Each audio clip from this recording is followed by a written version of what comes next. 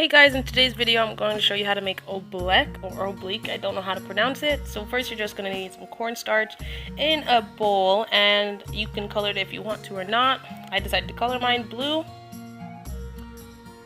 So I'm just mixing it around. You can't see it until like the water is added. So to make oobleckk or oobleckk, once again I'm just going to refer to it as oobleckk, you just have to add a bit of water into the cornstarch, and I don't know the science behind it, but it kind of becomes a solid, and you can kind of tell it becomes really hard to mix after a while. So it's easy to make a mess, so make sure you guys are careful when mixing. So I decided to add some black foam beads in it, just because I wanted like a kind of a contrast to the blue, and I think it turned out really nice. Now as you see, I just tested it because if you poke your finger on it and you have a bit of residue on it, then you should add a bit more cornstarch to it. And if you touch it and your finger is dry, then you should be fine with playing with it.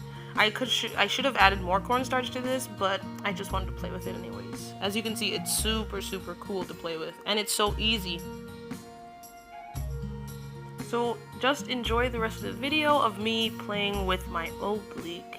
I'm also going to be pouring it into a container soon at the end of the video, and it's super cool because it's pouring and it looks like liquid, but then when I touch it, it's a solid. So I think it's super cool. Make sure you guys like, comment, and subscribe if this tutorial was helpful, and make sure you guys follow me on Instagram at _Canadian Slimer_.